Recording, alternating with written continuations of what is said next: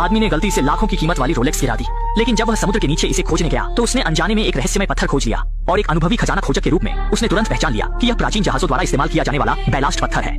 आमतौर पर ऐसे पत्थरों के आसपास निश्चित रूप से एक खजाने से भरा प्राचीन जहाज होता है। ये सोचकर वह तुरंत सतह पर आया और सबसे पहले यह अच्छी खबर अपने 3 साथियों को बताई। कुछ ही समय बाद वे सभी तुरंत काम में लग गए, झाड़ू और मोप लेकर समुद्र के नीचे खोजने लगे। और सच में थोड़ी देर बाद निक ने कुछ खोज लिया। जब उसने इसे बाहर निकाला तो उसने पाया कि यह सैकड़ों साल पुरानी सोने की खंजर थी। इतनी दुर्लभ वस्तु देखकर यह स्पष्ट था कि इस क्षेत्र का खजाना निश्चित रूप से अद्वितीय होगा।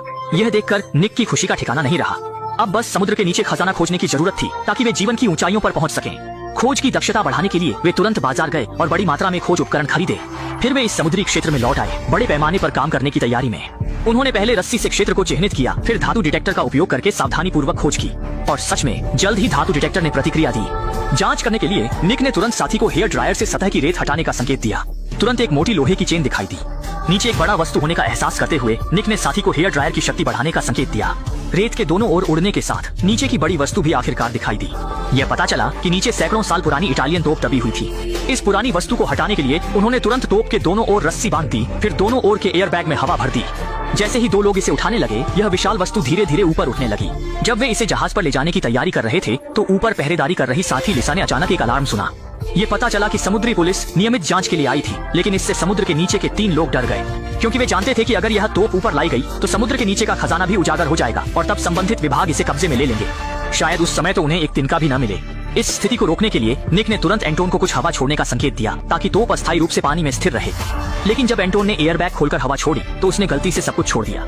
इससे तुरंत हजारों किलो की तोप अनियंत्रित रूप से समुद्र के नीचे गिर गई और एंटोन का हाथ भी गलती से रस्सी में फंस गया, जिससे वह भी समुद्र के नीचे खींचा गया। संयोग से गिरने के ठीक उसी पल तोप ने बिल्कुल सही जगह पर एंटोन का हाथ नीचे दबा दिया और स्थिति को और खराब करने के लिए उनके पास मौजूद ऑक्सीजन भी लगभग खत्म हो गई थी।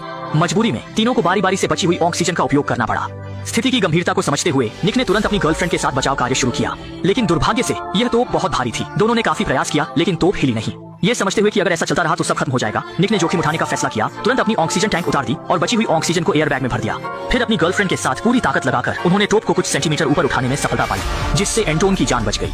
जब तीनों सतह पर आए तो समुद्री पुलिस पहले ही जा चुकी थी, लेकिन इस घटना के बाद भी वे हार मानने का इरादा नहीं रखते थे, क्योंकि प्राचीन तोप का मिलना इस बात का पक्का संकेत है कि इस समुद्री क्षेत्र में जरूर खजानों से भरा कोई डूबा हुआ जहाज है। इसलिए अगले दिन उन्होंने खोज क्षेत्र को बढ़ाया, समुद्र के नीचे के सभी प्राचीन खजानों को निकालने का इरादा किया। लेकिन खोजते खोजते उन्होंने अचानक धातु के मलबे का एक बड़ा ढेर खोज लिया। मलबे के साथ खोजते हुए उन्होंने पाया कि पास में एक दुर्घटनाग्रस्त विमान था। निक अपनी आंखों पर विश्वास नहीं कर सका, इसलिए वह तुरंत सतह पर आया और विमान की बात अपने साथियों को बताई। कुछ लोग यह देख तुरंत नीचे उतरकर विमान की स्थिति देखने लगे, लेकिन उन्होंने सोचा भी नहीं था कि जब वे विमान के अंदर पहुंचे तो वह पूरा आटा से भरा हुआ था। स्पष्ट रूप से यह विमान तस्करों द्वारा आटा ले जाने के लिए इस्तेमाल किया गया था, लेकिन किस्मत की बात है कि दुर्घटना